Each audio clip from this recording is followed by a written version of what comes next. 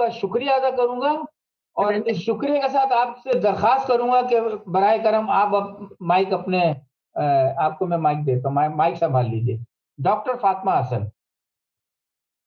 تمام حاضرین کو سلام. میری آواز یقیناً آ رہی ہوگی اور صاحب صدر کی اجازت سے پہلے تو میں پروگریسو تھاٹس انٹرنیشنل پرسنس کے تمام ممبران، عہدیداران، خاص طور سے سیف اللہ سیفی صاحب اور عمر میمن صاحب کو مبارکباد پیش کرتی ہوں کہ انہوں نے ایک بہت اچھا قدم اٹھایا کہ جالب چیئر کا قیام عمل میں لائے، اور پھر یہ جو مذاکرہ آج کامیابی سے اپنے اختتام کی جانب روانہ ہوا ہے اس کو بھی بڑے سلیقے سے منعقد کیا، اور طاہرہ کو کہ یہاں موجودگی ہمارے لیے جالب صاحب کے ہونے کی ایک علامت ہے، اور ہم سب نے جو کچھ سنا ہے یقیناً ہم نے اس سے بہت کچھ سیکھا ہے. میں نے باقاعدہ مضمون لکھا ہے اس لیے کہ میں کچھ تاریخی حقائق ایسے جانتی ہوں جو شاید تھوڑے سے مختلف ہیں دوسروں سے، تو ان کو ریکارڈ پہ لانا چاہتی تھی، اور وہ اب میں یہاں پیش کر رہی ہوں کیونکہ لکھا ہوا مستند ہوتا ہے، اس لیے میں لکھا ہوا ہی پڑھوں گی اور بہت طویل نہیں ہوگا، اس میں سے میں کچھ مختصر بھی کر دوں گی. تو یہ میرے مضمون کا یا اس میں نے ریسرچ کے حوالے بھی دیے ہیں، تو اس کو مقالہ بھی چھوٹا سا کہا جا سکتا ہے. اس کا عنوان ہے میں نہیں مانتا حبیب جالب کی مزاحمت. میں نے جالب کو ان کے انکار سے پہچانا. انکار میں بڑی طاقت ہوتی ہے، اور جب وہ انکار ہمارے دل کی آواز بن جائے تو اس کی گونج ساری عمر ساتھ چلتی ہے. جالب کی نظم دستور کی ابتدائی چند لائنیں ایسی ہی گونج بن کر یادداشت میں محفوظ ہیں، ہم سب کی یادداشت میں محفوظ ہیں. دیپ جس کا محلات ہی میں جلے، چند لوگوں کی خوشیوں کو لے کر چلے، وہ جو سائے میں ہر مصلحت کے پلے، ایسے دستور کو صبح بے نور کو میں نہیں مانتا، میں نہیں جانتا. 1962 میں فیلڈ مارشل محمد ایوب خان کے نافذ کیے گئے دستور کے خلاف حبیب جالب کی نظم دستور نہ صرف اس نظم کو قبولیت حاصل ہوئی بلکہ ان کی سچائی اور جرت کی داد بھی دی گئی. سچے شاعر کی طرف سے اٹھائی جانے والی یہ پہلی آواز اس نظم کو قرار دیا گیا، اور اس میں کوئی شبہ بھی نہیں ہے.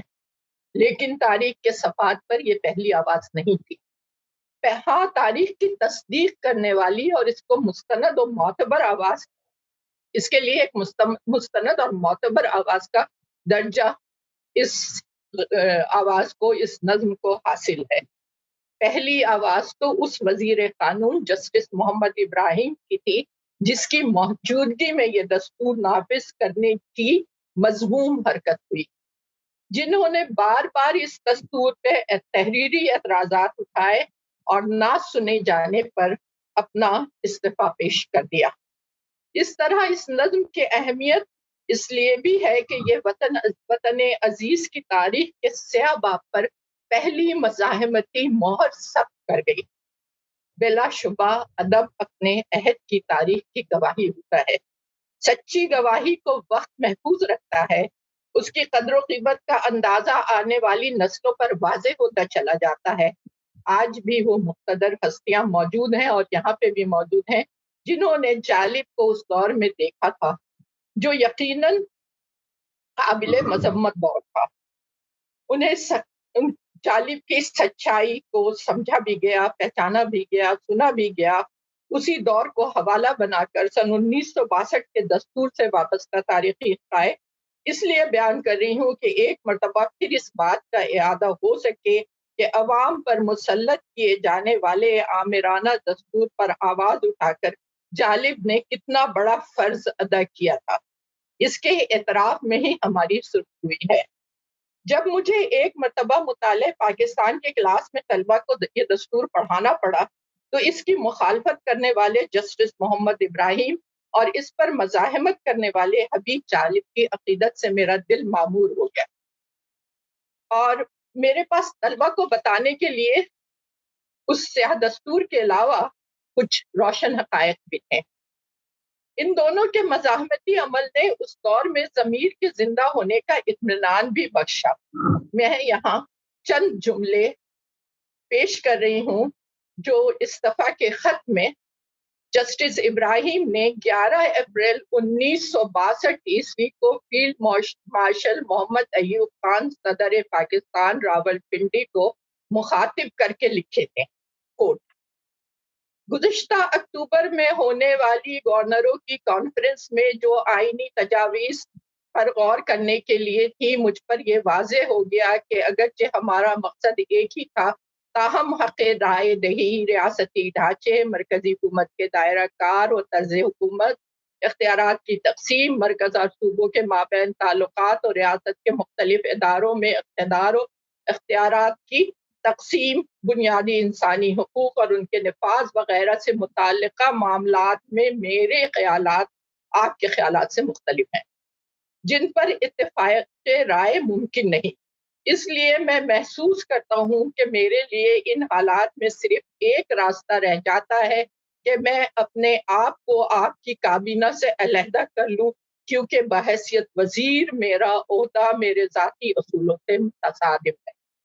یہ الفاظ تھے جسٹس ابراہیم کے اس خط کے جو انگریزی میں فیلڈ مارشل محمد ایوب خان کو اپریل 1962 کو لکھا گیا، اور وہ ان کا استعفیٰ تھا۔ اس استعفیٰ کے جواب میں ایوب خان نے جو دھمکی آمیز خط لکھا وہ بہت شرمناک ہے، اور اس استعفیٰ کو قبول کرنے کی وجہ اپنے خط میں انہوں نے جسٹس ابراہیم کے خرابی صحت قرار دی گئی، اور پھر اس جھوٹ کی بہت ڈٹائی سے تشہیر بھی کی گئی۔ یہ تمام حقائق جسٹس ابراہیم اپنی ڈائری میں تحریر کرتے رہے۔ ان ڈائریوں کو ان کی بیٹی ڈاکٹر صوفیہ احمد نے مرتب کر کے 2011 میں کتابی شکل میں شائع کر دیا ہے۔ واضح رہے کہ جسٹس ابراہیم کا تعلق مشرقی پاکستان سے تھا۔ مشرقی اور مغربی پاکستان میں فاصلہ پیدا کرنے میں سب سے پہلا اور فعال ترین کردار ایوب خان کا تھا۔ ہمیں حبیب جالب کا شکر گزار ہونا چاہیے کہ جنہوں نے اپنی شاعری سے ثابت کیا کہ مشرقی پاکستان کی علیحدگی کا سبب صاحبان اقتدار تھے، جنہوں نے اپنے مفادات کے لیے ملکی سالمیت کو داؤ پر لگا دیا تھا۔ اس حوالے سے صرف دستور ہی ایک نظم نہیں ہے، ان کی دوسری نظم بھی 20 گھرانوں کا آخری بند سنیے۔ گلی گلی میں جنگ ہوئی، خلقت دیکھ کر دنگ ہوئی، اہل نظر کی ہر سو جہل کے ہاتھوں تنگ ہوئی، وہ دستور ہمیں بخشا ہے، نفرت ہے جس کی بنیاد، صدر ایوب زندہ باد۔ اسی نظم میں انہوں نے سیٹو اور سینٹو کے معاہدوں کی بھی مذمت کی ہے۔ آج جب ہم ان معاہدوں کے اثرات بھگت رہے ہیں، جالب کی سچائی زیادہ واضح ہو گئی ہے اور زیادہ قابل قدر ہو گئی ہے۔ جالب نے محترمہ فاطمہ جناح کی انتخابی مہم میں کھل کر ان کا ساتھ دیا، جس کے نتیجے میں انہیں اقدام قتل کے جھوٹے مقدمے میں ملوث کیا گیا اور 7 سال قید بامشقت کی سزا سنائی گئی، مگر یہ قید و بند ان کی مزاحمت کا راستہ نہیں روک سکے۔ انہوں نے ببانگ دہل کہا کہ یحییٰ خان اور نور الامین ملک توڑ رہے ہیں۔ انہوں نے 1971 میں کسان ہال لاہور میں جلسے سے خطاب کرتے ہوئے جو فتویٰ پیش کیا تھا، جسے پڑھنے کے بعد وہ گرفتار کیے گئے، اس میں سقوط مشرقی پاکستان کی پیشگوئی تھی جو سچ ثابت ہوئی۔ محبت گولیوں سے بو رہے ہو، وطن کا چہرہ خون سے دھو رہے ہو، گما تم کو کہ رستہ کٹ رہا ہے، یقین مجھ کو کہ منزل کھو رہے ہو۔ ذوالفقار علی بھٹو اور ضیاء الحق کے ادوار میں بھی حبیب جالب گرفتار ہوئے۔ ان کے کراچی بدر کیے جانے والے مشاعرے کی گواہ میں خود ہوں۔ وہ ہماری خواتین کی تنظیم انجمن ملازمت تجارت و زراعت پیشہ خواتین کی جانب سے ایک یادگار مشاعرہ تھا جو یوم خواتین کے حوالے سے منعقد کیا گیا تھا۔ انجمن کی صدر شمیم کاظمی تھی اور میں پبلسٹی سیکرٹری۔ انفارمیشن ڈپارٹمنٹ کی عمارت سندھ سینٹر میں جو کبھی پری میسن لاج ہوا کرتی تھی، اس وقت کے سیکرٹری انفارمیشن جن سے بہت لوگ واقف ہیں، یوسف جمال صاحب بےحد ادب دوست اور ترقی پسند تمام شعراء کے حافظ تھے۔ انہوں نے اس سندھ سینٹر کو ثقافتی مرکز بنانے کا فیصلہ کیا تھا، اور یہ دیکھے بغیر کہ اس وقت ضیاء الحق کی حکومت ہے، ہمیں مشاعرہ کرنے کی اجازت دے دی تھی، جس کے کشور ناہید صدارت کر رہی تھی، اور اس کے شرکا میں احمد فراز اور حبیب جالب بھی تھے۔ اس وقت حبیب جالب نے اس جملے کے ساتھ، یہ واضح ہے کہ یہ ضیاء الحق کا زمانہ تھا، یہ اس جملے کے ساتھ ضیاء الحق کے لیے لہک لہک کر یہ نظم سنائی: تم سے پہلے بھی وہ جو ایک شخص یہاں تک نشی تھا، اس کو بھی اپنے خدا ہونے کا اتنا ہی یقین تھا۔ اس رات انہیں اور احمد فراز کو شہر بدری کا پروانہ مل گیا۔ بعد میں محسن مپالی نے مجھے بتایا کہ یوسف جمال اور میرے خلاف ہونے والی انکوائری کو کتنی مشکلوں سے روکا گیا تھا۔ اسی رات کی مرداد مجھے احمد فراز نے حسد کر سنائی۔ حبیب جالب تو بہت سنجیدہ اور اصولوں کے پابند تھے، فوراً ایئرپورٹ روانہ کر دیے گئے، مگر فراز نے اپنا ٹکٹ چھپا دیا اور دوسرا ٹکٹ لانے کو کہا، اور ساتھ ہی پولیس والوں سے اپنا سامان بھی پیک کروایا۔ حبیب جالب کبھی بھی مزاحمت کی راہ سے نہیں ہٹے۔